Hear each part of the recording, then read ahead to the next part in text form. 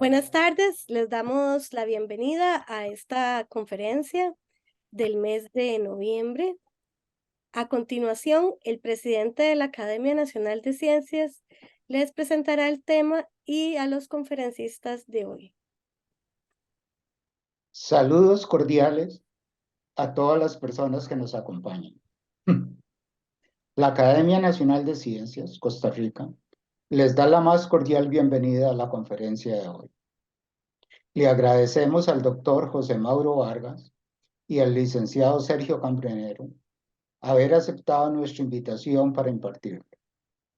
La conferencia la presentarán en forma conjunta, exponiendo primero el doctor Vargas y luego el licenciado Cambronero.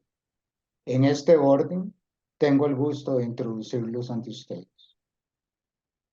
El doctor Mauro Vargas es físico graduado de la Universidad de Costa Rica y además cuenta con una maestría en geociencias e ingeniería costera de la Universidad de Kiel, en Alemania, y un doctorado en oceanografía física de la Universidad de Tasmania, en Australia. Labora en la Universidad Nacional como docente e investigador desde el 2004 y ha sido profesor en la Escuela de Física de la Universidad de Costa Rica. Su investigación se enfoca mayormente en temas de oceanografía costera y variabilidad climática, usando observaciones in situ y modelos numéricos computacionales para comprender los mecanismos físicos que gobiernan la hidrodinámica de estuarios, bahías y lagunas en zonas costeras del Pacífico y Caribe de Costa Rica. Además, dedica parte de su tiempo a la alfabetización en temas de ciencias marinas en el ámbito nacional e internacional. Actualmente, el doctor Vargas es director del Instituto Internacional del Océano, Centro de Soporte en Costa Rica, subdirector del Departamento de Física de la Universidad Nacional, coordinador del Servicio Regional de Información Oceanográfica e investigador del Laboratorio de Oceanografía y Manejo Costero, también de la Universidad Nacional. Nuestro otro conferencista, el licenciado Sergio Cambronero, es biólogo marino costarricense y entusiasta del océano. Trabaja como investigador en oceanografía en el Departamento de Física de la Universidad Nacional, Costa Rica, y es cofundador, director de desarrollo de la ONG local Colectivo Internacional Pelagos Oceanos. Obtuvo el bachillerato en biología marina y una licenciatura en manejo de recursos marinos, ambos de la Universidad Nacional. Su trabajo se enfoca en oceanografía física, ciencia de datos, conectividad ecológica, gestión de recursos y conservación de ambientes de mar profundo. Está interesado en estudiar el acoplamiento pelágico bentónico y la conexión del mar abierto con las zonas costeras. Está enfocado en avanzar la capacidad en la región de América Latina a través de la tecnología marina, diplomacia científica y del liderazgo juvenil.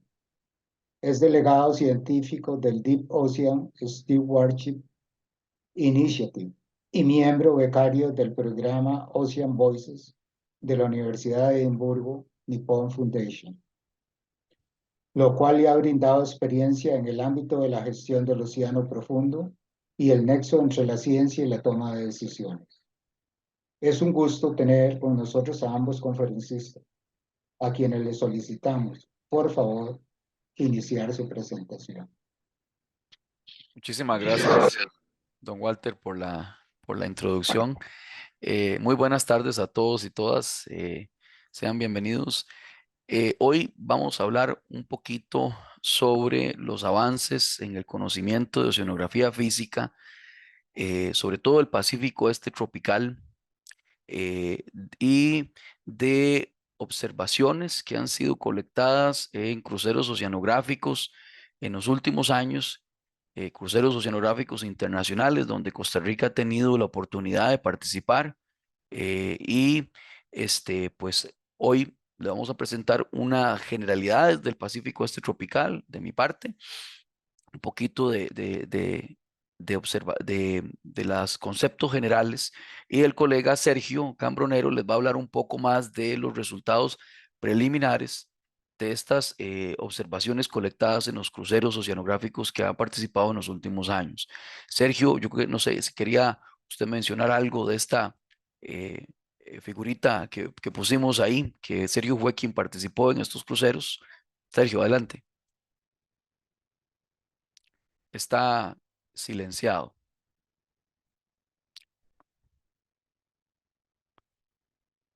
Ok, en todo caso, voy a continuar mientras Sergio resuelve ahí el problemita técnico. Ya, listo. Ah, ok, Escuchen. sí, sí, Disculpe, es que estaba muteado. No, bueno, muchísimas gracias por la invitación a la Academia Nacional de Ciencias. Y bueno, rápidamente mencionar que un poco en el título, varios investigadores que estamos involucrados en este tipo de investigaciones del océano profundo, estamos tratando de socializar este concepto de una Costa Rica desconocida, que es básicamente haciéndonos referencia al océano profundo en nuestro país. Y un poco en la imagen, como pueden ver, es una fotografía de uno de los momentos donde se hacen los muestreos desde los barcos de investigación, específicamente cuando se despliega el CTD, y a la par un pulpo pelágico que más adelante les vamos a comentar al respecto. gracias, Sergio. Em, Sin más, comenzamos rápidamente. Esto es una muestra un poquito acá las regiones, a ver, las zonas exclusivas económicas de nuestros países. La de Costa Rica, como pueden ver ahí en la zona azul, es bastante extensa. Gracias a voy a poner el puntero para ayudarme un poco. Ah, eso es. Gracias a la isla del Coco que nos ayudó a extendernos bastante. En esta zona es donde se han estado en su mayoría haciendo trabajos con los cruceros oceanográficos, que luego Sergio les va a hablar de los resultados eh, recientes. Un poco más ampliada aquí, es una zona bastante amplia, la zona económica exclusiva de Costa Rica, 10 veces el tamaño de la zona territorial, digamos, de la parte continental de Costa Rica, y donde, bueno, merece estudiarla lo mejor posible para su protección y futuros, por ejemplo, pues aprovecharla de la mejor manera desde el punto de vista también económico. En esta zona ocurren también fenómenos de mesoescala que son de gran importancia. Por ejemplo, aquí en la parte norte, norte de Costa Rica, en el Pacífico, ocurren fenómenos, por ejemplo, de remolinos anticiclónicos, de los cuales voy a hablar bastante. Tenemos el domo térmico que está aquí frente a Costa Rica, una zona de surgencia, digamos, donde hay alta productividad primaria y que es de importancia para la región. Estas figuritas que muestro acá en la columna izquierda, les muestro un poquito de los patrones de vientos generales y a la derecha de los patrones de precipitación. Voy a hablar de condiciones muy generales de esta zona de Pacífico tropical este. En la parte de arriba tenemos la época de marzo y en la parte de abajo septiembre. Entonces, para la época más o menos al final del invierno, el hemisferio norte, tenemos convergencia, fuerte convergencia de vientos alrededor de los 4 grados norte, que se llama la zona de convergencia intertropical. Y en la zona centroamericana, incluyendo un poquito México, tenemos estos jets que se forman en ciertas épocas, sobre todo en el invierno del hemisferio norte, donde se intensifican los llamados vientos del noreste o alisios, y tenemos estos chorros de viento que interactúan con el océano, que luego les voy a explicar de qué forma forman zonas de surgencia y remolinos anticiclónicos. Los patrones de viento en esas épocas pues no son tan fuertes. La intensidad de la precipitación, si vamos hacia septiembre, tenemos que la zona de convergencia ha subido un poquito alrededor de los 9 o 10 grados norte, y tenemos pues patrones de bastante diferentes de precipitación, pues mucho más abundante en esa época. Esta figura, lo que les muestra acá es justamente lo que les mencionaba, debido a que en ciertas épocas, sobre todo en el invierno en el hemisferio norte, cuando hay fuerte viento alisio, se tuneliza viento del Caribe hacia el Pacífico por estas zonas donde hay interrupciones en las montañas, que ocurren aquí en México, en Tehuantepec, al norte de Costa Rica, entre Nicaragua y Costa Rica, donde están las zonas bajas de montañas, y en el istmo aquí en Panamá, que también debido a sus gradientes de presión tenemos chorros fuertes de viento que impactan en el agua, y en esta figura lo que se muestra en estos colores es el rotacional del viento. ¿Y cómo es eso importante? Porque en las zonas azules lo que muestra es que el rotacional tiene una tendencia a girar de manera a favor de las manecillas del reloj, eso le llamamos ciclónico. Y en el flanco sur, donde se ve rojo, por ejemplo aquí en Tehuantepec, también le ocurre lo mismo aquí en Costa Rica, en Papagayo. En esas zonas rojas tenemos más bien movimientos, ahí tenemos movimientos ciclónicos, y en el flanco norte movimientos anticiclónicos. O sea, en el norte a favor de las manecillas del reloj, y en el sur en contra de las manecillas del reloj. Entonces eso va a generar que esa señal fuerte de viento imprima esa señal sobre el océano también, como podemos ver en la siguiente diapositiva. Esto es un trabajo que hicieron colegas Ballestero y Cohen en el 2000, ya en el 80, por ahí del 2004, y donde se ve en la imagen es una imagen de temperatura superficial del mar de satélite. Primero lo que vemos es una zona de agua muy cálida que le llamamos la piscina de agua cálida, y que esos vientos fuertes, que son chorros de viento, mueven masas de agua superficial en dirección del viento hacia el oeste y generan zonas de surgencia, o sea, zonas donde el agua más fría del fondo de la subsuperficie con alta en nutrientes sube hacia la superficie. Por eso se ven como zonas azules, que quiere decir temperatura baja. Las rojitas quiere decir alta temperatura. Como ven, ocurre en esos tres lugares, ¿verdad? Esto hace que se generen en los flancos nortes de estos jets, de estos chorros, estructuras que llamamos remolinos de mesoscala anticiclónicos, que es donde está el agua, como agua cálida se acumula en esos centros. ¿Cómo funciona eso?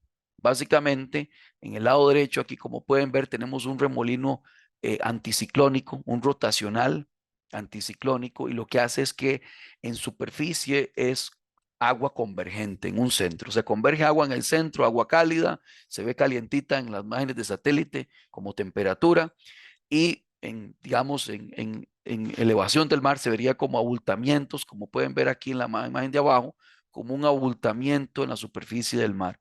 Eso hace que debido a conservación de masa, pues el agua tiene que irse a algún lado, y lo que hace es que desciende, tenemos subsidencia, y deprime las zonas más bajas, las zonas subsuperficiales, que son aquellas donde está la llamada termoclina, que es donde ocurren los cambios más fuertes en la temperatura a lo largo de la vertical. Entonces, como pueden ver, aquí se deprime, se hunde la termoclina, y tenemos remolinos calientes, que serían como los que mostré en el anterior imagen de Papagayo. Hay otros remolinos que son ciclónicos, que también ocurren como el domo térmico, que son más bien divergentes en superficie, o sea, agua de la superficie se aleja de un centro. Entonces lo que tenemos es que se hace un hundimiento en superficie, se ve como un hundimiento, y se ven en temperatura como zonas frías. ¿Por qué? Porque agua de la subsuperficie asciende. Agua fría y rica en nutrientes que normalmente ayuda a generar gran productividad primaria. Este ejemplo de que se ve aquí ciclónico es un ejemplo como el de domo térmico que tenemos en Costa Rica, que se forma una génesis diferente al rotacional del viento, es corrientes, la contracorriente ecuatorial del norte, que al llegar cerca de la Tierra, una parte de ella se va hacia el norte, como la corriente de Costa Rica, y tenemos la corriente ecuatorial del norte que va hacia el oeste, y forma este movimiento ciclónico o de surgencia. Entonces, se verían como aguas frías ricas en nutrientes. Por otro lado, los remolinos anticiclónicos que se forman en Papagayo, por ejemplo, o en Tehuantepec, son aquellos producidos por rotacional del viento. Esos ya estudios de Ballestero y Cohen en el 96, en una publicación, esta misma publicación del 2004, pero hicieron un experimento en el 96 donde tiraban boyas y seguían la trayectoria de esos remolinos. Como pueden ver, son remolinos de más de 100, 200 kilómetros de diámetro que se propagan hacia el oeste, transmitiendo sus propiedades físicas, ¿verdad? Y también propiedades biológicas como en plancton, lo transmiten grandes distancias en el océano hacia el oeste, y pueden durar hasta un mes o más desplazándose. Ese tipo de estructuras son las que queremos estudiar en estos cruceros de investigación en el cual Sergio estaba involucrado y otros colegas de Costa Rica. Por ejemplo, experimento cuando llegó a la corriente contraecuatorial del norte, fue la estructura se deshizo y los boyas se fueron con la corriente contraecuatorial del norte, que es esta que está aquí. Son importantes estas zonas, sobre todo el domo térmico, que son remolinos de surgencia, porque son zonas de alta productividad primaria, por tanto, hay una gran diversidad de fauna marina que a su vez tiene un impacto económico en la pesca, por ejemplo. Otra cosa importante general de la zona nuestra del Pacífico tropical este es que es una zona también baja en oxígeno en ciertas profundidades. Por ejemplo, esta figura muestra la profundidad a la cual está la parte superior de la columna de mínimo oxígeno. Y mínimo oxígeno nos referimos a esas zonas, por ejemplo, en esta figura de hipoxia intermedia, que son menores a 1.4 mililitros por litro. Entonces, lo que vemos aquí es que esa profundidad donde empieza esa zona de mínimo oxígeno, la podemos ver que en la zona, en la zona Pacífico tropical del este, está bastante somera, o sea, cerca de la superficie, entre los 430 metros. En la zona norte, por ejemplo, aquí en el Pacífico Norte está un poco más profunda y hay zonas en las cuales, delimitadas por estas líneas blancas, donde la hipoxia es más severa todavía, menor a 0.5, por ejemplo. En esta otra imagen de la derecha, lo que observamos es el espesor de esa columna de bajo oxígeno, que puede extenderse en la Pacífico tropical, digamos, hasta unos que 1000 y pico metros de espesor. Imagínense, es una gran columna de agua. Corrientes generales en esta zona. Las corrientes generales, bueno, tenemos la contracorriente ecuatorial del norte que va hacia el este y es la que ayuda a formar el domo térmico. Tenemos la corriente ecuatorial del norte que se dirige hacia el oeste. Eso determina diferentes masas de agua. Aquí hay masas tropicales superficiales, masas tropicales, subtropicales superficiales, y tenemos la misma corriente aquí en el sur y la ecuatorial del sur, ¿verdad? Que va hacia el oeste. Otras corrientes que se forman, como la corriente California, la corriente Perú, que ahorita vamos a hablar un poquito, la de Humboldt realmente, y esta zona muy característica que le llamamos la zona, la piscina de agua cálida. Como vimos en la imagen satelital anterior, esta zona, bueno, aquí se ve en blanquito, que es más cálido, ¿verdad? Esta figurita muestra un poco esas mismas corrientes, pero cómo cambian durante el año. Por ejemplo, en enero, digamos, invierno del hemisferio norte, vemos una corriente Humboldt que se deflecta por Coriolis hacia la izquierda en el hemisferio sur y que para verano hay una parte de ella que logra pasar el Ecuador y llega al norte y alimenta un poco la corriente costera de Centroamérica o de Costa Rica en conjunto con la contracorriente ecuatorial que también se deflecta y forma esa corriente de Costa Rica, que es una de las cuales en estos cruceros se ha tratado de en algún momento determinar, la verdad, y ver también la estructura de estos remolinos que hemos estado viendo.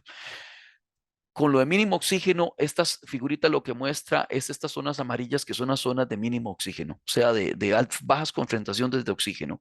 Y lo que vemos es que el agua intermedia aquí pacífica, que es la gris, que es el agua que, digamos, predomina acá, se ve dentro de esa agua, tenemos esas zonas de mínimo oxígeno y se ve también influenciada por aguas subsuperficiales de 13 grados de temperatura que se acercan del oeste y que pues influencian o afectan o interactúan con esas zonas de mínimo oxígeno.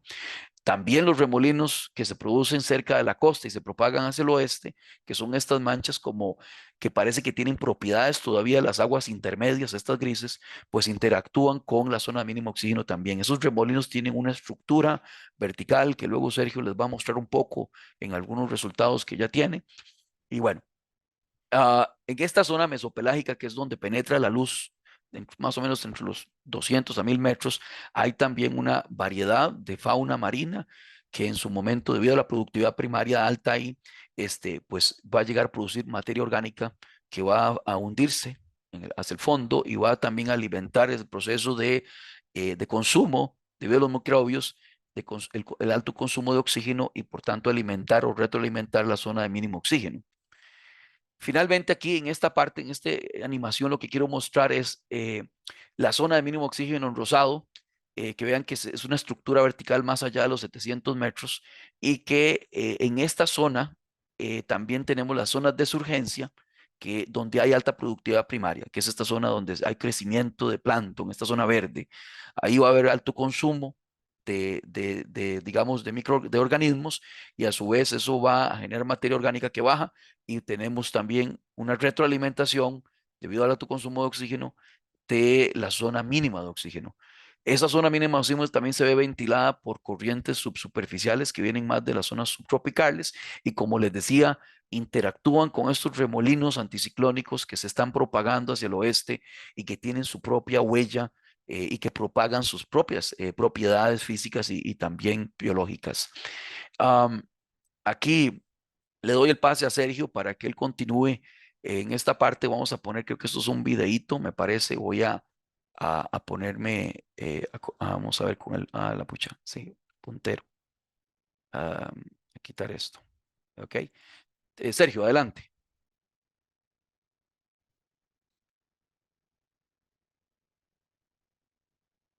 Está silenciado, Sergio. Tiene que quitárselo del silencio.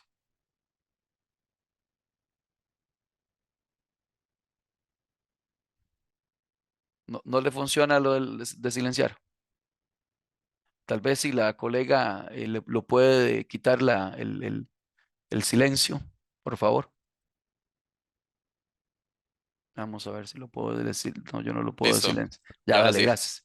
Muchísimas gracias. Gracias, Mauro, por esa introducción tan completa. Y bueno, un poco para hacer la transición a mostrarles ya en sí los resultados que hemos obtenido de estas campañas oceanográficas, queremos mostrarles este video para hacer un poco una reflexión de que acá principalmente estamos hablando de aguas profundas, pero contrario a lo que se visualiza comúnmente, ¿verdad? Uno piensa en el océano profundo y se tiende a pensar en el fondo marino.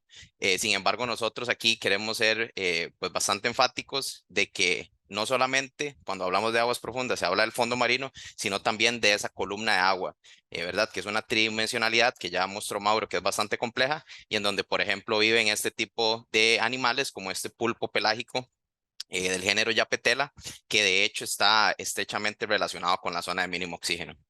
Entonces, siguiente, Mauro, por favor.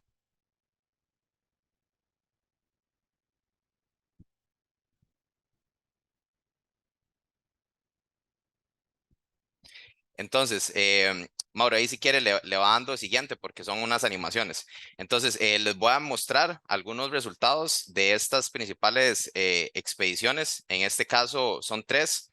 La primera sucedió de diciembre de 2021 a enero de 2022. La siguiente a inicios de este año, de febrero a marzo de 2023. Y la más reciente de mayo a junio de este año. Entonces, siguiente, Mauro. Esta primera campaña fue a bordo del buque oceanográfico Sally Ride, en donde participamos con colegas pues de todo el mundo, principalmente de Estados Unidos. Siguiente, Mauro. En donde tuvimos la oportunidad de colaborar en un estudio multidisciplinario donde no solamente estábamos estudiando la oceanografía física, sino también aspectos ecológicos y biológicos. Entonces, en estas fotografías se pueden ver, por ejemplo, un poco el equipo de investigación, se puede ver unos aparatos como los que ven ¿verdad? Que en la figura superior derecha y inferior y derecha también, que son unos flotadores Argo, unos robots que miden en el océano, y ahorita les voy a comentar al respecto. Y bueno, y principalmente aquí también quería hacer énfasis en esa roseta que se ve, que tiene como un montón de botellas, que eso básicamente es el CTD, y es un aparato pues que se despliega desde el barco y pues desde la superficie hasta el fondo y va haciendo perfiles verticales, y gracias a eso pues podemos entender mejor la columna de agua. Entonces, siguiente. Esta es un poco la trayectoria que se hizo en esta expedición. Nos vamos a centrar específicamente en los hallazgos que hay para la zona económica exclusiva de Costa Rica, pero quería mostrarles en sí cuál fue toda la trayectoria. Esta figura, de hecho, es parte de un artículo que ya estamos a punto de publicar con unos colegas mexicanos y guatemaltecos. Y bueno, en amarillo pueden ver las estaciones de muestreo. Lo que está coloreado es la temperatura. obtenida a través de satélite, y en rojo son las estaciones donde se hicieron muestreos biológicos, que bueno, como esta charla habla es particularmente de oceanografía física, no voy a mostrar esos resultados, pero para que los interesados sepan de que esos datos también se mostraron y pues que estamos también trabajando en esos. Siguiente, Mauro. Entonces, esto es parte de los resultados ya en sí de las mediciones que hicimos, y como pueden ver, viéndolo de izquierda a derecha, en el lado izquierdo tenemos la costa, ¿verdad? O distancia cero, y yéndonos hacia la derecha vamos avanzando conforme el buque fue avanzando en su trayectoria. Entonces, en la figura superior podemos ver datos de temperatura, específicamente en color rojo podemos ver la profundidad de la termoclina, ¿verdad? Que es esa línea de 20 grados centígrados, y podemos ver en la figura de abajo la misma distribución, por decirlo así, la misma zona, pero en este caso del parámetro de oxígeno.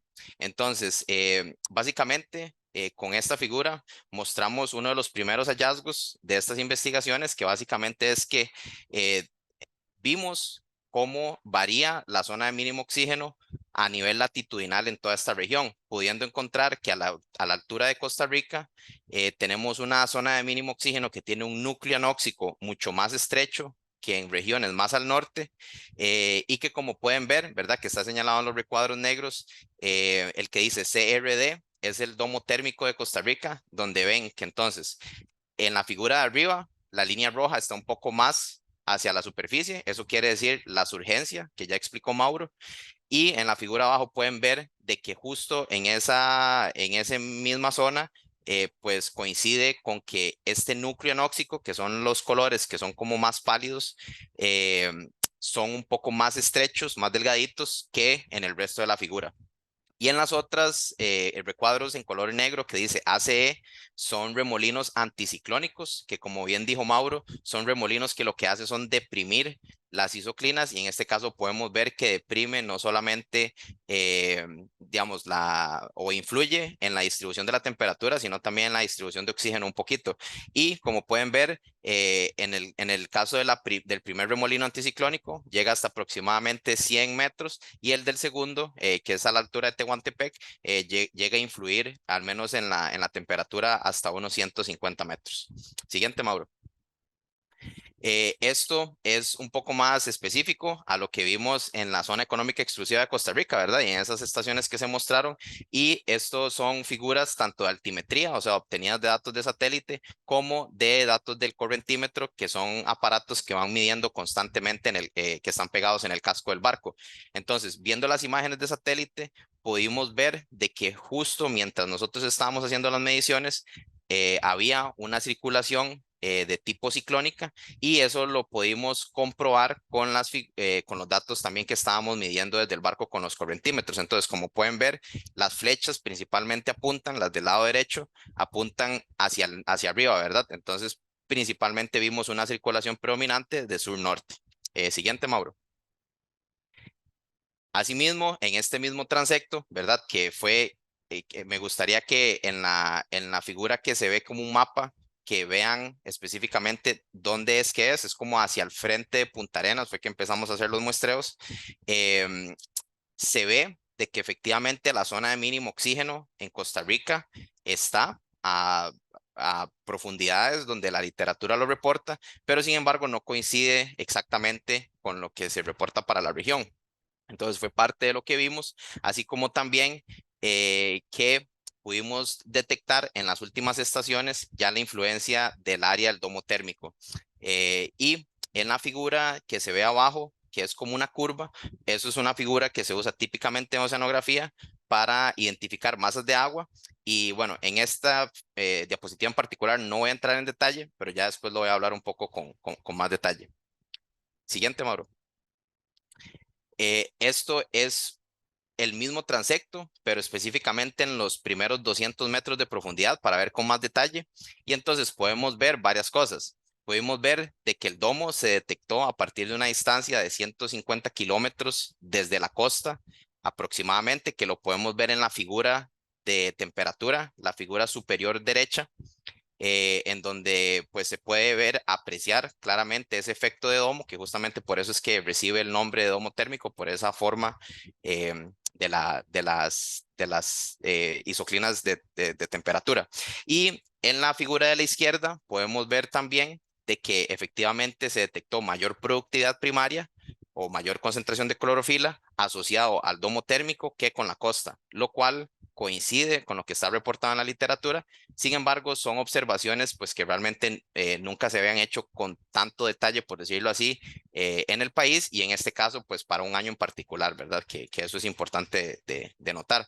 También en la figura de abajo podemos ver un poco los datos de corriente geostrófica, que básicamente lo que hacen es validar lo que obtuvimos desde satélite. Entonces, con eso pudimos darnos cuenta de que efectivamente lo que veíamos en el satélite, esa circulación, era la que estábamos viendo con los datos, que básicamente ahí en azul, los contornos que van en color azul van hacia el norte y los que están en color más rojos van hacia el sur. Siguiente, Mauro. También como parte de esta campaña, y como les comentaba inicialmente, se desplegaron este tipo de tecnologías muy nuevas que se llaman flotadores Argo, que son un tipo de flotador robótico para fines oceanográficos. Y acá no voy a entrar mucho en detalle porque realmente Mauro, ahí abajo, eso es un videito, el que salgo yo. Tal vez ahí si le da play. Ajá, no sé si le sale. Bueno, no, si no, yo creo que no le sale. En todo caso, lo que quería mostrarles con esto es que estos flotadores, ¿verdad? Tienen un tamaño aproximadamente como entre 1,80 m a 2 metros. Son tecnologías muy nuevas que básicamente se desarrollaron para poder monitorear el océano constantemente. Y bueno, básicamente consisten de un cilindro que tiene ciertos componentes que permite que el flotador, que el instrumento, pues varíe en su profundidad, y mientras él está en el agua va midiendo datos. Cuando está en el fondo se puede programar para que se quede un tiempo determinado ahí, y luego cuando asciende a la superficie él transmite los datos por medio de satélite, que son datos que están disponibles en tiempo real y de manera gratuita. Entonces si alguien estuviera interesado, pues con muchísimo gusto les podemos compartir esos datos. Entonces en esta expedición se desplegaron alrededor de 12 flotadores Argo, y particularmente se desplegó uno en el domo térmico de Costa Rica. Siguiente, Mauro. Entonces, este es un poco algunos resultados preliminares de ese flotador que se desplegó en el domo térmico. Entonces, como pueden ver, uno puede seguir la trayectoria. En la figura de la izquierda pueden ver los movimientos que hizo por año. Entonces, como pueden ver, de 2021 fue muy poquito porque lo desplegamos al puro final del año. 2022 son los puntos en blanco, y luego el movimiento que hizo en 2023 son los puntos que salen en rojo, que también lo pueden ver de una manera más dinámica en la figura de la derecha, que es una animación de esa trayectoria. Y bueno, a partir de estos instrumentos se pueden sacar muchísimos datos para pues hacer varios análisis. Sin embargo, pues estamos trabajando en eso, y ahorita lo que quería mostrarles era pues que efectivamente los flotadores están activos y que le estamos dando seguimiento a su trayectoria. Siguiente, Mauro. Parte de esto también es que logramos validar de que los flotadores Argo estuviesen midiendo bien. Entonces, por ejemplo, dentro del ámbito de oceanografía es muy común utilizar datos de satélite o de sensores remotos para estudiar el océano, y usualmente lo que se tiende es a validar esos datos de satélite con datos in situ. Entonces, en este caso, en esta figura, lo que pueden ver es en línea negra es la altura dada por el satélite, y en la línea que es multicolor es la línea que logra, digamos, la presión del mar o el nivel del mar según el flotador Argo. Entonces, como pueden ver, se apega bastante bien a lo que se ve en el satélite, y por lo tanto, entonces podemos pues, afirmar de que el flotador está funcionando bien y que nos podría servir para identificar diversos procesos de mesoescala en un futuro cercano. Siguiente. Esto igual es mostrando más a gran escala en sí los flotadores que están en la región. Como pueden ver, no solamente ese que desplegamos en el domo térmico, sino que se desplegaron otros más, y como les comentaba, pues particularmente se desplegaron en esta zona porque es una zona en donde no hay muchísimos de estos aparatos. Entonces lo que se está tratando es de aumentar la densidad de estos instrumentos para poder entender mejor la dinámica. Y la figura de la derecha es un diagrama de TS que lo que muestra son, o lo que se utiliza es para identificar masas de agua en oceanografía. Y bueno, pues de nuevo no voy a entrar mucho en detalle, pero aquí lo que podemos ver es que el flotador Argo pues está pues midiendo datos bastante bien y que las masas de agua que está logrando identificar se apegan y coinciden con las que estamos logrando medir en las expediciones y en las campañas. Siguiente, por favor. Pasando a la segunda campaña, que fue a bordo del buque Atlantis. Maura, ahí si quiere le da clic, que esta campaña fue llevada a cabo a inicios de este año, en 2023, ¿verdad? En época seca, por decirlo así, de febrero a marzo. Siguiente. En esta fue un abordaje muy similar, pues bastante multidisciplinario. Tuvimos, digamos, en estas expediciones uno tiene, la verdad es que una oportunidad muy buena de aprender de diferentes ramas. Esta expedición fue más enfocada en la parte microbiológica. Sin embargo, también hicimos mediciones con CTD, ¿verdad? Como para aspectos de oceanografía física y también mediciones y muestreos de la biomasa planctónica, que al igual que en la primera, los hicimos con una red que se llama MOCNES, que bueno, aquí les muestro algunas figuras de algunas fotos de los animales que salen. Sin embargo, como, ¿verdad? Pues no es parte o no va a ser parte de los resultados que se presenten en esta charla. También algo muy importante que me gustaría mencionarlos es esa imagen donde aparezco ahí como al frente de una computadora.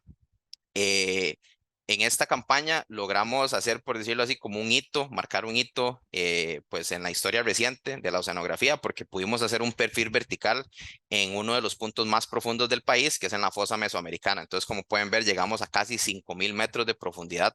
Entonces, pues eso fue algo muy interesante y pues muy provechoso que se logró hacer en esta expedición. Siguiente, Mauro.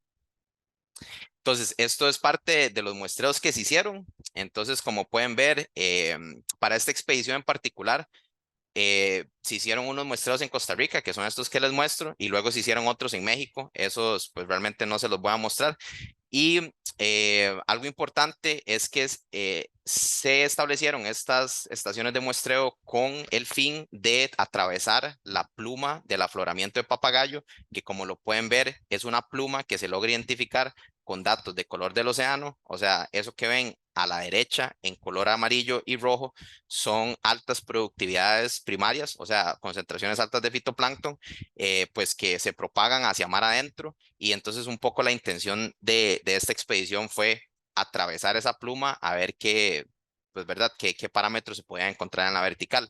Y así, como pueden ver en la figura de la izquierda, la estación número 7, que está etiquetada, que dice MOCNES, ahí nos fuimos a hacer un muestreo específico con esta red de zooplancton en un lugar donde íbamos a regresar luego en la expedición de junio. Siguiente. Entonces, parte de los resultados que se encontraron en esta campaña fue, ¿verdad? De nuevo, la misma metodología. Consultamos los datos de satélite para ver más o menos cómo es que se veía la circulación a través de sensores remotos y pudimos ver de que había una circulación predominante en sentido sur-norte, que lo podemos ver en la figura de la izquierda, ¿verdad? Con esas flechas, y al mismo tiempo lo pudimos comprobar con con las mediciones de correntímetros acústicos, que son los dos paneles que están a mano derecha y que pueden ver que ustedes que la mayoría de flechas van hacia arriba, ¿verdad? Entonces, pues eso, simplemente en síntesis, una circulación predominante en sentido sur-norte. Mauro, siguiente, por favor. Ya viendo un poco más en detalle otros parámetros, como por ejemplo el oxígeno, podemos ver de que efectivamente a esa latitud, ¿verdad? Que es un poco más al norte de donde se hizo la campaña inicial, también se puede identificar la zona de mínimo oxígeno, ese núcleo anóxico, esta vez un poco diferente a lo que vimos en la campaña anterior, en el sentido de que varía en profundidad y en espesor. Viendo las masas de agua, como ustedes pueden ver en el gráfico de abajo del medio, en el diagrama TS, ¿verdad? Que en el eje X es salinidad y en el eje Y es temperatura. Podemos ver de que es una curva muy similar a la que encontramos en la primera campaña. Entonces, eso es importante, ya les voy a comentar luego por qué. Siguiente. Y esto es un poco en sí ya haciéndole como un detalle a los primeros 1.000 metros de profundidad, al menos a los primeros 200, perdón, en las primeras dos figuras. La primera, la de la esquina superior izquierda, es la figura de fluorescencia o de clorofila y la de la derecha es de temperatura. Entonces, con esto comprobamos de que efectivamente atravesamos un poco la pluma de ese afloramiento, que de hecho lo pudimos comprobar también con las figuras de altimetría, que la figura de altimetría es la figura que está abajo en la esquina inferior derecha. Como pueden ver, esos valores son realmente de anomalía del nivel del mar. Entonces, en estas épocas de viento, lo que uno espera es que haya una circulación ciclónica, por lo tanto, que el nivel del mar esté, ¿verdad? Pues más bajo. Entonces, pues lo pudimos comprobar. Sin embargo, como ustedes ven, y mucha gente utiliza esta medición o este proxy de altimetría para identificar la zona del domo térmico. Entonces, ustedes pueden ver en la figura inferior derecha de que estuvimos en el borde, por decirlo así, de la influencia del domo térmico, pero no tan cercano al núcleo.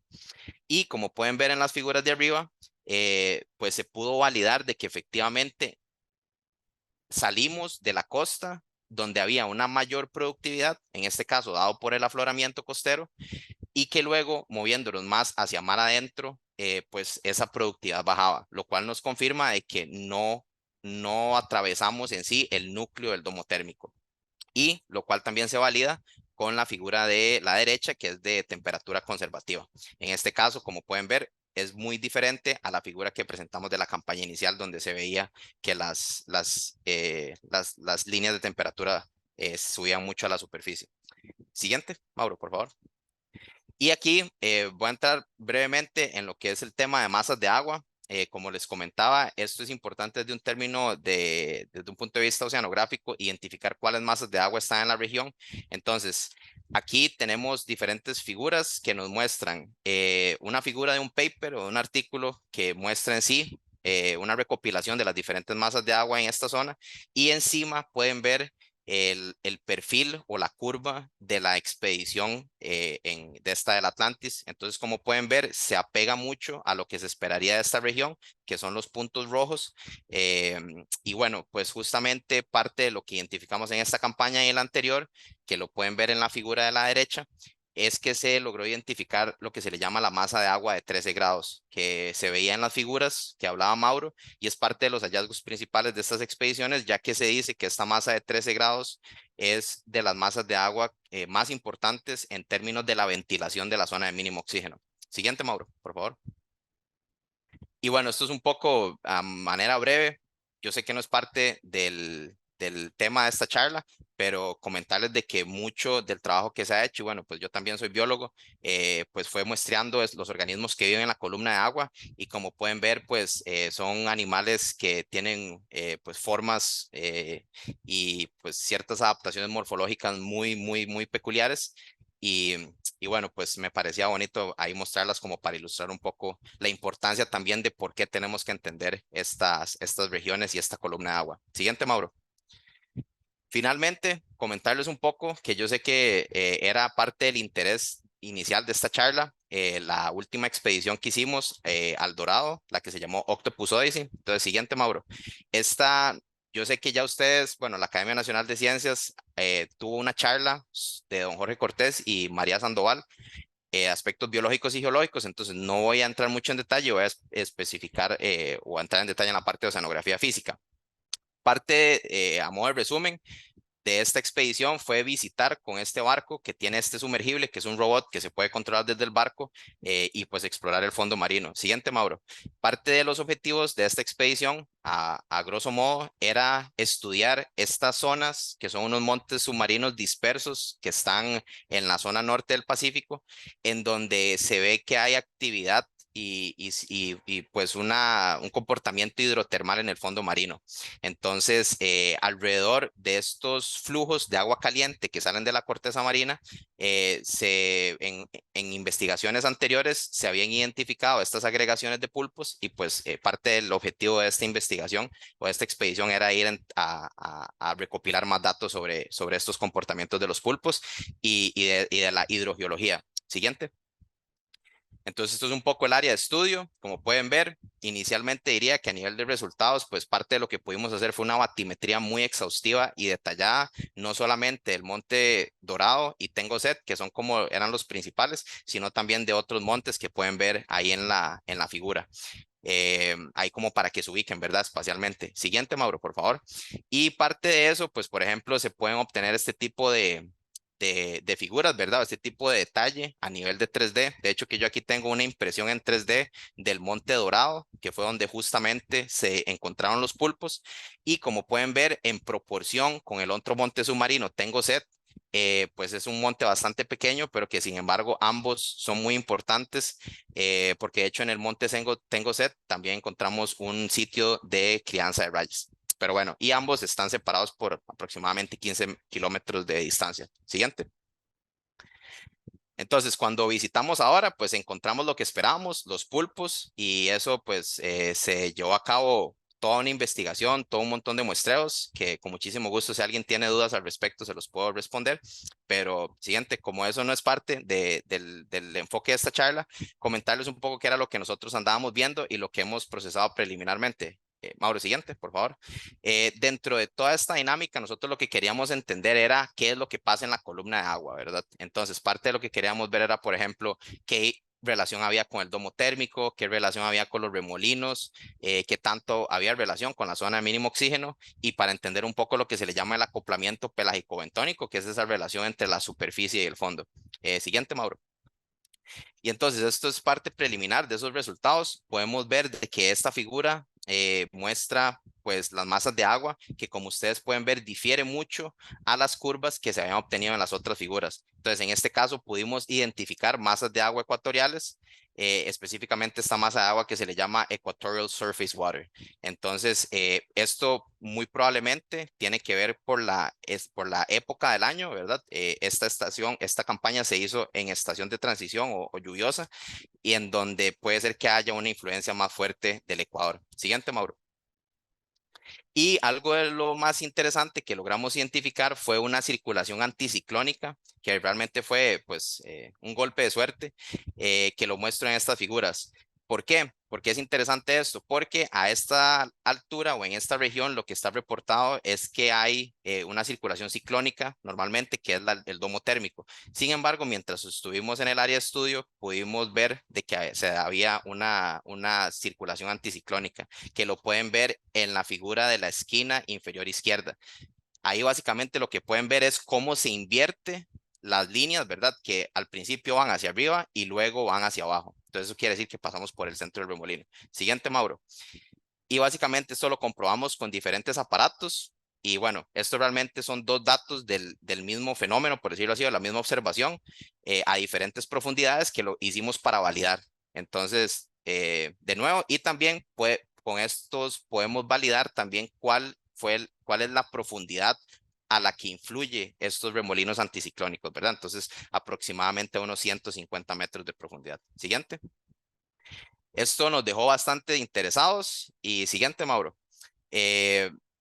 Entonces recurrimos a los datos de satélite, a ver qué tanto podíamos ver en el satélite sobre esta circulación anticiclónica que estábamos viendo. Y efectivamente pudimos ver de que en estas fechas el satélite mostraba que se formaba una circulación anticiclónica, como pueden ver en esa animación. Entonces, pues como les digo, no hay registros de esto anteriormente. Entonces, pues es algo interesante. Y siguiente, Mauro, también lo validamos con estas figuras de altimetría. Y básicamente aquí lo que yo quise hacer fue, bueno, ¿en qué momento fue que se empezó a formar ese remolino y en qué momento desapareció? Entonces, esta animación muestra desde mayo a junio cómo fue formándose el remolino y luego cómo desapareció. Entonces, aquí esta, por ejemplo, en abril, ahí no había remolino. Ahí ya empieza a verse esa acumulación, ¿verdad? Ese aumento en la superficie del mar, y que luego en 18 de junio todavía estaba, 30 de junio todavía se percibía, pero ya en julio desaparece. Siguiente, Mauro. Y también se comprobó con los datos de clorofila, ¿verdad? Entonces, siguiente, Mauro.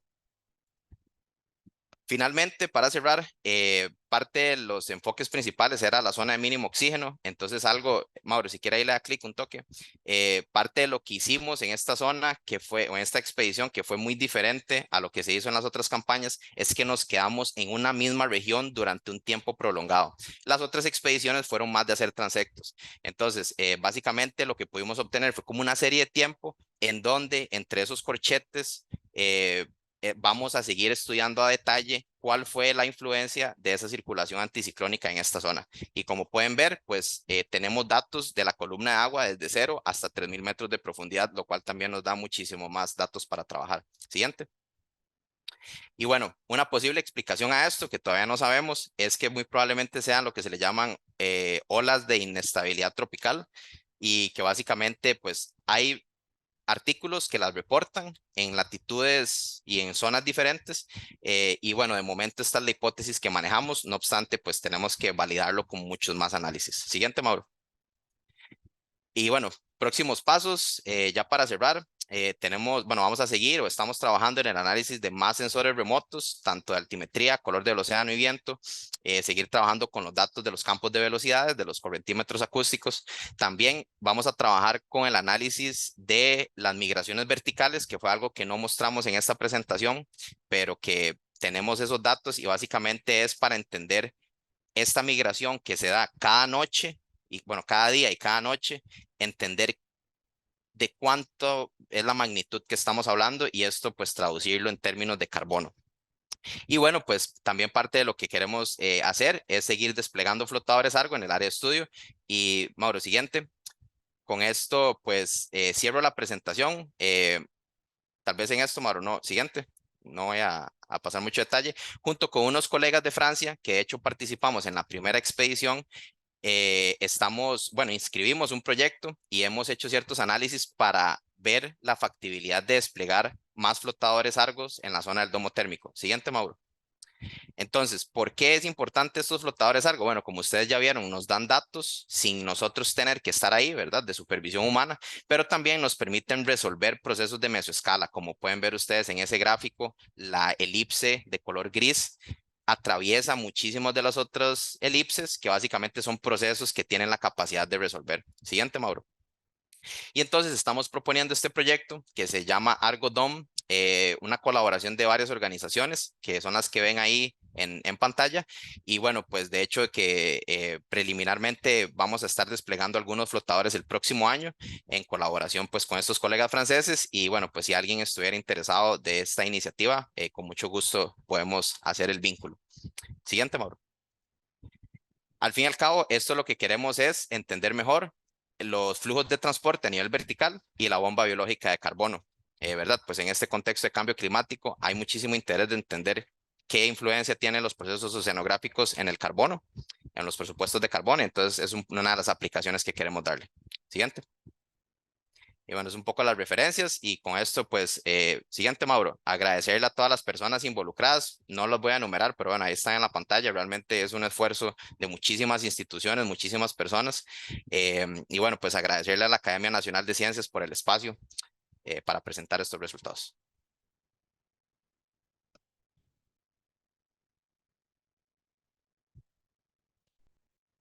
Muchas gracias a ustedes por esta conferencia tan interesante, por compartir todos los hallazgos y la experiencia. Ahora abrimos el espacio para preguntas, ya sean por Zoom o por medio del Facebook Live.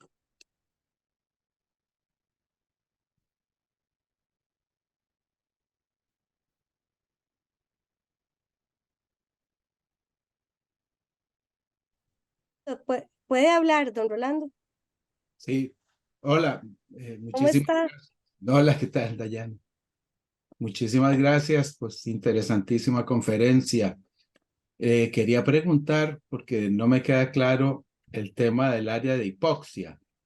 ¿Esto es una consecuencia únicamente, digamos, de las condiciones de las corrientes y los vientos, o tiene más que ver con algún fenómeno biológico que se da, digamos, en ese contexto, digamos que por un lado, si se producen por un fenómeno biológico y por otro lado, ¿cuál es el impacto que tienen las zonas de hipoxia digamos, en la vida marina? Sí, Mauro, si quiere, puedo responder yo. Ok, muchísimas gracias por la pregunta. Y bueno, diría que son las dos. Está causado en sí pues por una componente biológica, porque básicamente son los microorganismos que agotan el oxígeno, Ok. pero sí que está determinado también por aspectos físicos, ¿verdad? Principalmente por la circulación. Entonces, lo que pasa es, a grosso modo, es que estas zonas de mínimo oxígeno se dan entre los 200 y los 1000 metros, por decirlo así, en promedio, porque a esas profundidades lo que pasa es que la materia orgánica que cae de la superficie, ¿verdad? Que puede ser en forma de animales muertos, en forma de heces o de aportes inclusive del continente, cuando esa materia orgánica va hundiéndose por efecto de la gravedad, lo que pasa es que a esas profundidades en específico, la cantidad de microorganismos que descomponen esa materia es tanto que se agotan Ok. esas concentraciones de oxígeno, y entonces por eso vemos curvas, ¿verdad? Que no es un cambio súbito, sino que hay niveles digamos, no solamente niveles de la hipoxia o anoxia, perdón, sino también, ¿verdad? Esos niveles en donde donde las concentraciones de oxígeno son bajas, pero aún hay oxígeno. Y bueno, ahí es un campo muy interesante porque respondiendo a la segunda pregunta, eh, tiene mucha relación o tiene un gran, por decirlo así, sí, pues efecto sobre la diversidad en el océano, tanto a nivel de microorganismos como a nivel de macroorganismos. A nivel de microorganismos podemos hablar de que, por ejemplo, en donde se dan estas zonas de mínimo oxígeno, se usan mecanismos alternativos, digamos, rutas metabólicas distintas, donde, por ejemplo, se utiliza el nitrógeno en lugar del oxígeno para la oxidación celular. Entonces eso es parte de por qué se está estudiando estas zonas, y eso me lo comentaban los colegas con los que he participado en las campañas, porque un producto de estas, digamos, de esos metabolismos en esas zonas anóxicas es, por ejemplo, el óxido nitroso, que se sabe que es un gas de efecto invernadero. Entonces, como que a nivel histórico se ha sabido que estas zonas de mínimo oxígeno tienen un gran rol en los presupuestos de nitrógeno y carbono, ¿verdad? De los grandes ciclos a nivel mundial, pero realmente no se ha cuantificado todavía con detalle. Y ya más a nivel de la macrofauna, sí, pues la gran mayoría de animales no puede sobrevivir en condiciones anóxicas. Son muy pocos los que pueden, y los que tienen esa capacidad, vieras que sí se ve que aprovechan esa columna de agua. Voy a decir un ejemplo que lo vemos aquí con esa imagen. Ese pulpo pelágico, el yapetela, se encuentra en todo este rango de profundidad. Pero resulta que cuando el pulpo está en estadios reproductivos, él se va a la zona de mínimo oxígeno, donde sabe que hay menos depredación, Claro. y entonces utiliza pues esas condiciones para tener un mayor éxito reproductivo. Y justamente ahí, bueno, es algo muy interesante porque ellos desarrollan un órgano bioluminiscente para detectar a sus posibles compañeros, y Mm. pues hacen la fecundación y ahí mismo tienen a sus crías. A mí, perdón, sí, para seguir otra. Me llamó la atención lo que dijeron de los túneles, ¿verdad? Del Atlántico. Mucho digamos, de esta acumulación de materia orgánica viene dada tal vez por ese montón de viento que trae, digamos, material de la Tierra. ¿Es algo así o no?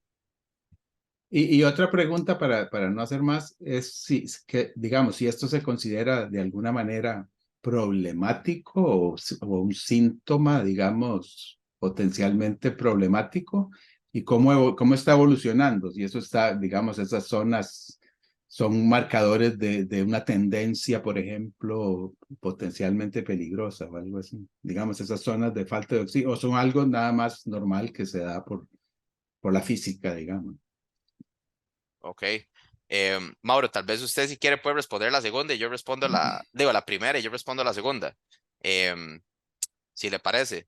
Ah, Ok, mencionaba usted que si es posible que los vientos lleven material del continente y lo depositen en el océano y que eso puede estar contribuyendo. Bueno, en algunos casos se da de que, digamos, por ejemplo, polvo del Sahara ocurre, hay veces, ¿verdad? Que se desplaza a grandes distancias y llega hasta nuestros océanos, ¿verdad? Y llevan, a ver, minerales limitantes que son importantes para la producción primaria.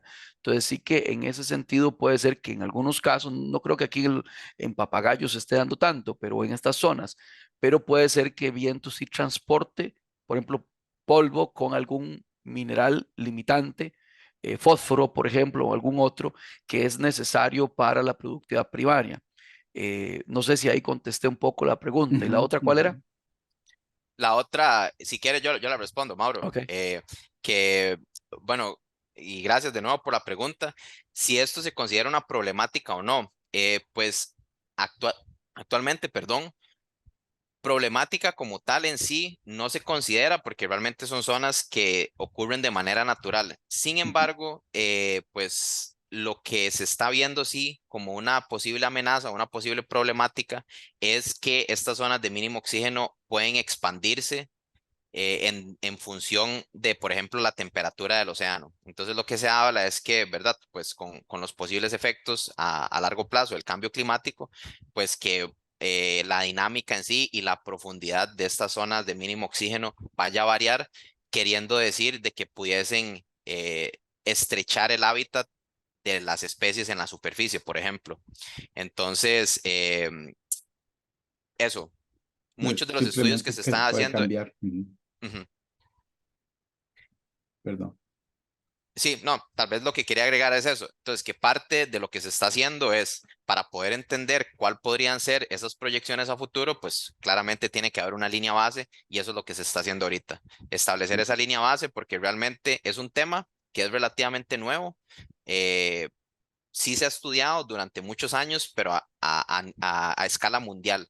Entonces ya las dinámicas específicas de cada una de estas zonas de mínimo oxígeno que se dan en el mundo, digamos que esta no es la única zona de mínimo oxígeno, hay una que se da en Perú, hay otra que se da pues ¿verdad? Allá en el Océano Atlántico, etcétera. Entonces eso es lo que se está haciendo ahorita, levantar esas líneas bases para pues poder ir mejorando y calibrando los posibles modelos que se vayan a ir desarrollando.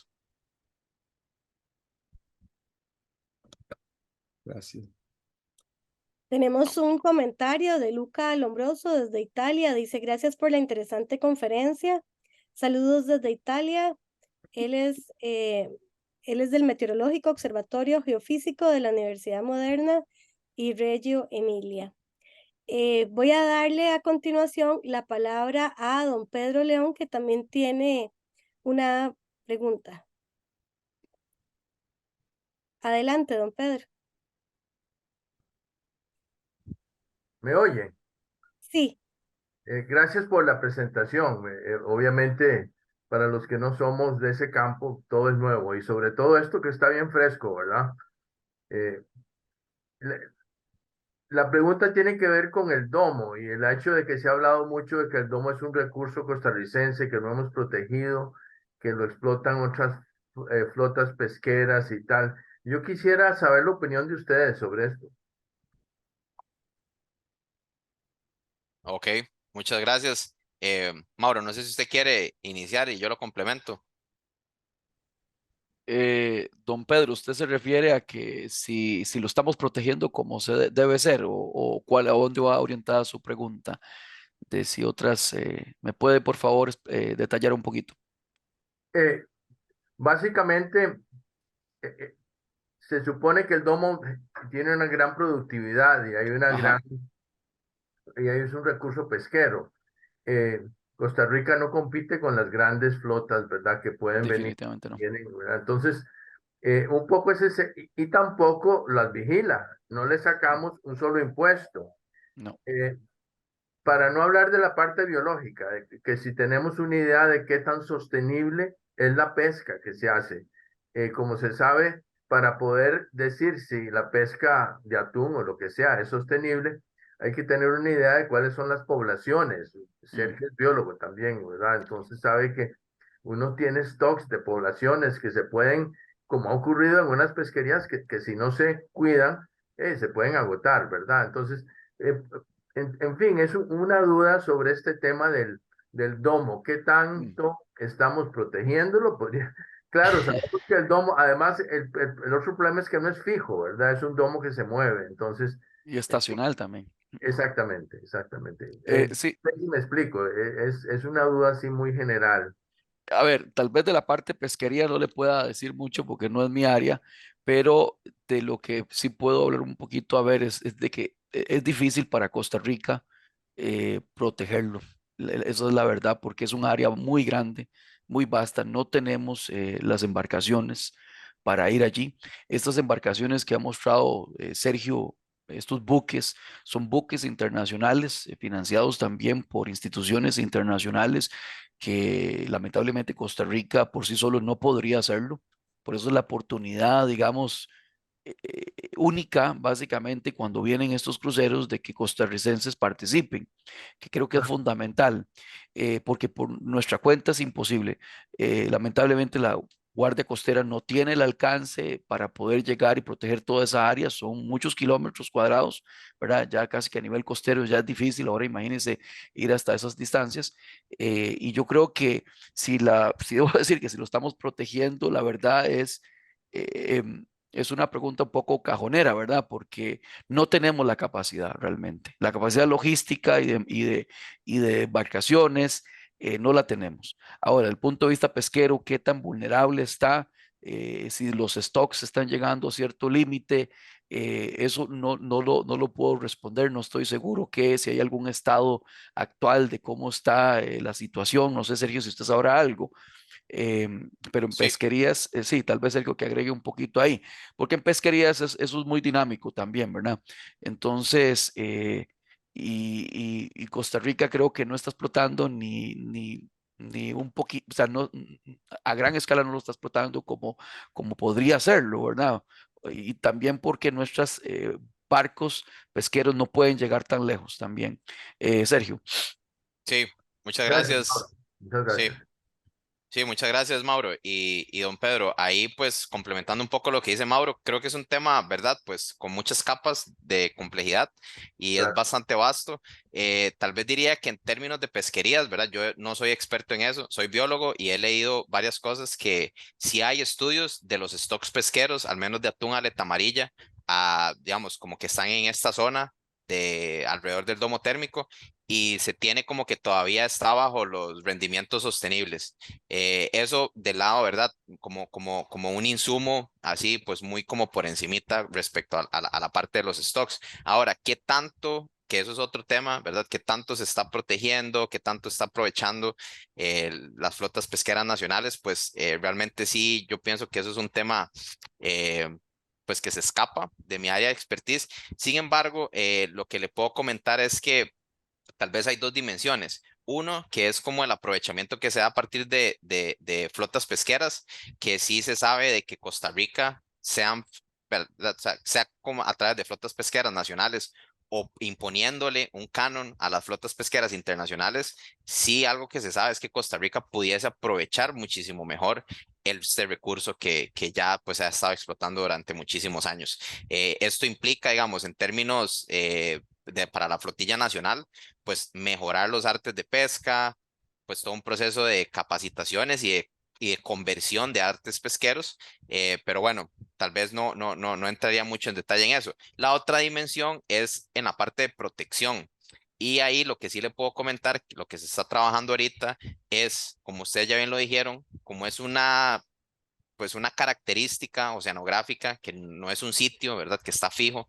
Entonces lo que se está tratando de hacer en términos de manejo es de integrar diferentes instrumentos de gobernanza marina, tanto a nivel nacional, ¿verdad? De los diferentes países en donde el domo influye en sus áreas económicas exclusivas, incluido Costa Rica, y hacer una integración con instrumentos de gobernanza como por ejemplo el Tratado de BBNJ o de Biodiversidad fuera de aguas jurisdiccionales, ¿verdad? Porque es muy importante pues aclarar de que el domo térmico no solamente influye en el territorio de los países, sino que la gran parte de influencia está en el océano abierto, en aguas internacionales, que no está bajo la jurisdicción de ningún país. Entonces, eso es un poco lo que se está trabajando y tal vez a modo de comentario, es que yo soy mucho de la perspectiva o de la opinión de que hay que en términos de manejo y conservación, a veces hay que ser muy pues, astutos y intentarlo de diferentes formas. Y algo muy interesante que está saliendo de esta expedición, esta última del Octopus Odyssey, es que justo donde están esos montes submarinos, justo ahí, esa zona es un área de influencia del domo térmico. Entonces, usualmente cuando se ha dicho en el pasado de que se proteja el domo térmico, pues es algo pues que ha generado muchos anticuerpos. Entonces tal vez otra metodología podría ser, bueno, ¿por qué no nos basamos un poco en lo que hay en el fondo? Y ya sabemos que en esos montes submarinos, pues hay una riqueza, pues diría que invaluable, o sea, son cosas que hasta ahorita se están sabiendo, ¿verdad? Todas estas zonas de crianza son ecosistemas vulnerables. Entonces, ¿por qué no proponer la protección de estos ecosistemas en el fondo y aprovechar y incluir toda la columna de agua? Y entonces así se va más bien como desde un enfoque desde abajo hacia arriba. Pero bueno, eso es algo como a nivel de opinión personal y es un poco en lo que estamos trabajando ahorita junto con otros colegas. Antes existía una comisión para el atún tropical, yo no sé si todavía existe, Sí, y tenía alguna función digamos, en evaluar poblaciones y todo. Y obviamente lo que dice Mauro es muy cierto. Bueno, lo que están diciendo los dos es que es muy grande el territorio. No, no podemos usar lanchas como las de las de la costa, ¿verdad? De la guardacostas, porque no, se trata de barcos de investigación en algunos casos o lo que sea. Lo que sí podemos usar es sensores remotos, ¿verdad? Y yo creo que si Costa Rica pretende proteger este compromiso nuevo con Panamá y con Ecuador y Colombia, de proteger esta gran área sobre las cordilleras que están de entre Cocos y Galápagos. Eso es un área gigantesca, mucho más grande que el domo, que yo sepa, uno no puesto a medir, pero sí, la única manera es con sensores remotos, ¿verdad? Y luego tener acceso a otros instrumentos para poder llegar, si se quiere, digamos, tener alguna intervención. Obviamente, la intervención con el narcotráfico demuestra que sí se puede hacer. Bueno, yo no sé qué tan exitoso es, pero sí, obviamente logran intervenir usando sensores remotos, ¿verdad? Pero bueno, muchas gracias por la presentación. Es un tema que al país le interesa mucho. Yo creo que es un tema estratégico, ¿verdad? Para Costa Rica. Sí, tal sí, vez hay, nada más para opinar, sí, con sensores remotos, digamos, desde satélites uno puede explorar la oceanografía física digamos la parte biológica también, sobre todo esa piel del océano, ¿verdad? Que podemos ver la temperatura, inferir la altura superficial del océano, encontrar estas estructuras como remolinos que son de gran escala y seguir monitoreándolos en el tiempo y espacio.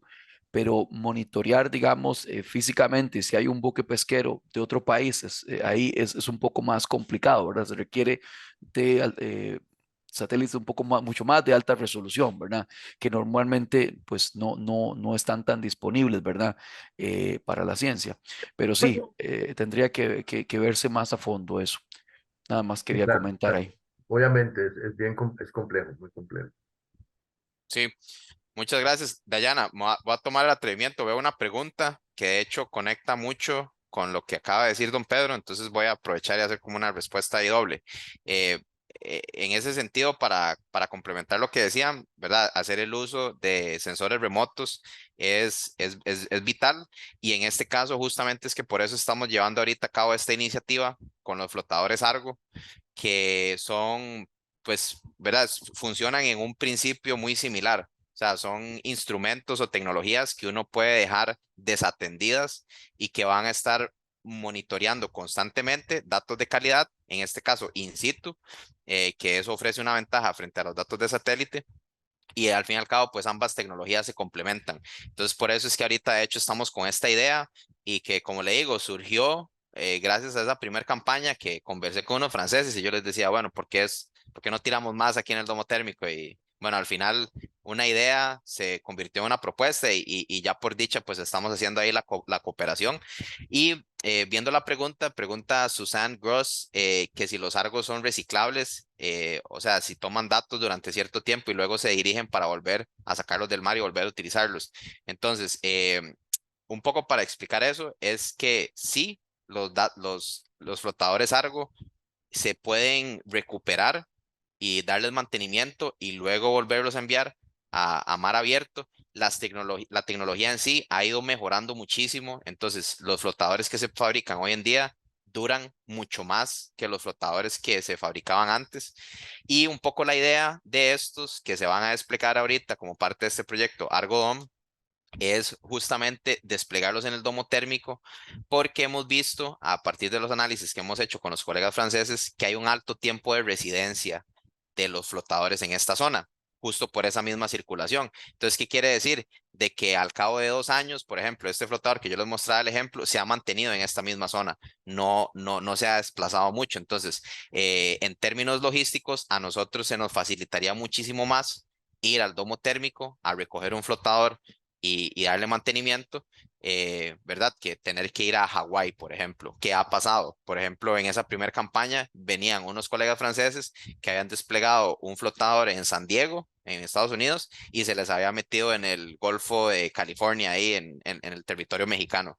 Y bueno, pues fue complicado para los permisos y verdad. Entonces la respuesta es sí, son reciclables, por decirlo así, pero también muchos, desafortunadamente, cuando llegan al fin de su vida útil, que ahorita está en promedio como en unos 5 o 7 años, sí que algunos pues fallan mientras están haciendo la misión y se hunden en el fondo marino, que, ¿verdad? Para ser muy críticos, pues es parte de los problemas que están asociados a este tipo de tecnologías, ¿verdad? Que eventualmente pueden ser basura en el fondo marino, pero sin embargo, pues desde mi perspectiva considero que son más los beneficios ¿verdad? Que los contras que ofrecen.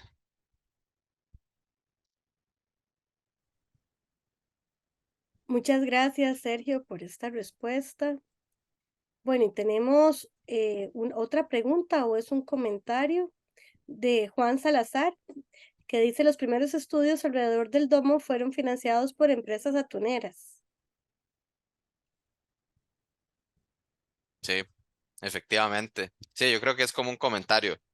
Juan, Juan Pablo es colega de laboratorio y sí, efectivamente, al puro principio, pues fue la CIAT, la organización que estaba mencionando don Pedro, la que se preocupó mucho de eso, porque definitivamente asociado al domo térmico hay una gran riqueza de grandes pelágicos y específicamente de atún.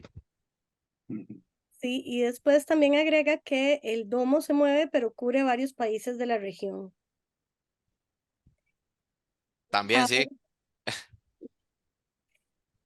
ahora le tengo que preguntar a Rolando Herrero si él tiene la mano otra vez levantada, puede proceder a hacer la consulta, o si es que quedó de la vez pasada. Ah, bueno, ok. Perfecto. Entonces no sé si hay algún otro comentario, alguna otra pregunta. Tal vez yo, Sí, don Walter.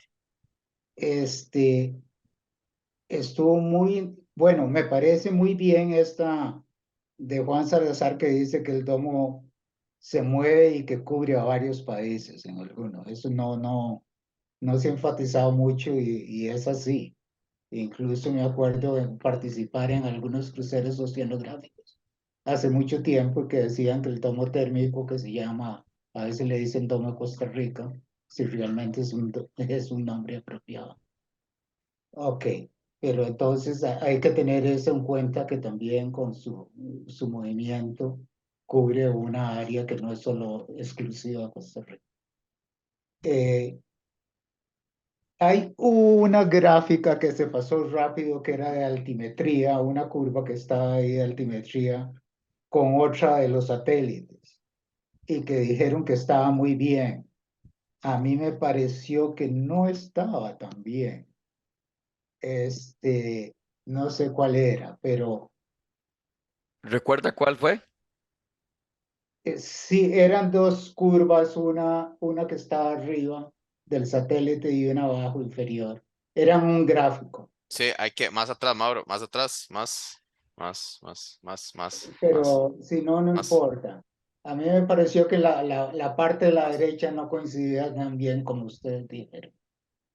Me Esa, arreció. creo. Esta, creo que es la La, anterior, la siguiente, una que ajá. pasó Esta. No, la anterior. siguiente, Esta. Ah, esa. ok. Ok, si ustedes ven la parte azul, la parte de abajo, después, Ujú. digamos el último tercio, ese pico azul concluye con el mínimo del otro lado. O sea, no está bien. Sí, hay un Sí, desfase, hay un desfase. Sí, muy significativo para el Sí, otro lado. Entonces, bueno, es un comentario. sí. Nada más. No, no, muchas gracias. Más bien, Esa parte de ese lado, yo creo, mientras que del otro lado sí se ve bastante bien la coincidencia. Sí, esta particularmente aquí hay un desfase considerable. Sí, Tal sí. vez no, aquí la variabilidad no se ve muy parecida. En Ok, las otras que sí, que coge bastante la variabilidad, pero aquí se sí. comienza a dar un desfase en tiempo. Tiene razón. Bueno, soy solo yo que soy tan quisquilloso en estos. Sí, habría que hacer si, si hiciéramos Eh, una correlación cruzada, posiblemente encontraríamos ese desfase ahí. ok. ujú, Mm, El otro punto que quería tal vez mencionar es, me parece muy bien y me gustó muchísimo la presentación en realidad, y es muy útil esto. Sin embargo, sería muy conveniente comparar muchos de estos datos con expediciones anteriores. ujú, Hubo una un buque oceanográfico que se llamó el Puma. 2 meses ujú, estuvo en 2 expediciones. Y yo participé, me acuerdo. Y era una cuadrícula muy importante precisamente para estudiar el domo térmico. ujú, ujú, Y esos datos yo no sé dónde estarán o cómo, pero ahí había columnas de agua precisamente porque se iba hasta los 2000 metros, 3000 metros haciendo observaciones. Que sería muy útil tratar de recuperar esas expediciones que se hicieron en el pasado. Y don Más Walter, ahora que uno quiere comparar estacionalmente hace 30 años claro, sería con maravilloso. ese tipo de cosas.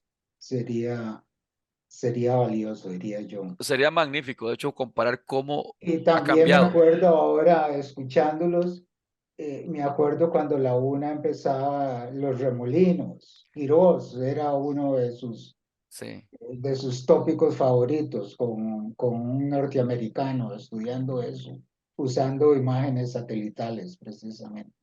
sí, claro. Así que hay mucho estudio que se podría sacar el jugo que se realizó aquí en Costa Rica, No, diría yo.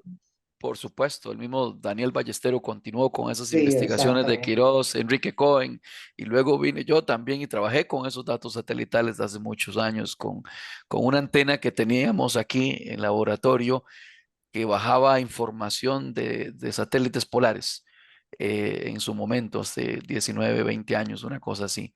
Pero de esa expedición que usted habla sería muy importante retomarla y compararla, porque son 30 años de diferencia ya, ¿verdad? Y sí que sería relevante ver las diferencias. Y importante también saber dónde están los datos, ¿verdad? A quién los acogió los datos y qué tipo de mediciones hacían, ¿verdad? Si eran perfiles de CTD, si tenían correntómetros, si también hacían algo biológico, porque sí valdría la pena. ¿No recuerda Sí, usted quién fue el que lideró esa bueno, fue expedición? el Centro de Ciencias del Mar de la UNAM. Y Ok, sí, había CTD, en ese entonces era la última tecnología, estaban estrenando ese buque. Y claro. había mucho dinero envuelto ahí, estoy segurísimo, porque yo lo pude ver. Claro, Ujú, tal vez no era la última tecnología lo que estaba ahí, pero en ese momento, para ese momento sí era. ok, vale la sí. pena. Sí, yo ahí quería comentar y muchas gracias, don Walter, por la observación.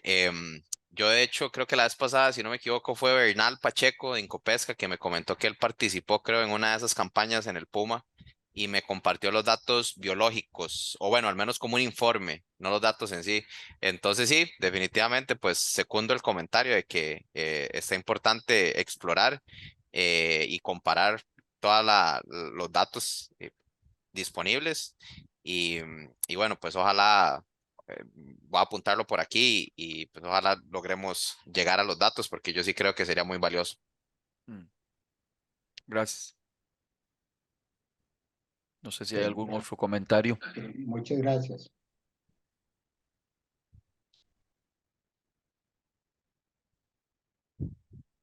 Estoy revisando el Facebook a ver si ¿Mm? hay algo. Bueno, acá hay un comentario que dice, nuevamente de Julián Salazar, recomiendo una correlación. También hay que fijarse cómo se hizo la SLA, pues a veces se cambia. Copiado, sí. Ahí trabajaremos con el colega Salazar Siciliano. Y saludos a don Walter. Y bueno, no tenemos ninguna consulta o comentario por el Facebook, entonces no queda más que haberles agradecido por este espacio, por su tiempo y por habernos compartido toda esta información tan interesante. A las personas que nos acompañaron también, muchas gracias por acompañarnos esta tarde. Esta grabación quedará grabada en el Facebook Live y la próxima semana estaremos subiendo en nuestro canal de YouTube, Academia Nacional de Ciencias Costa Rica. Que tengan muy buena tarde. Gracias, hasta luego. Muchas gracias, hasta luego.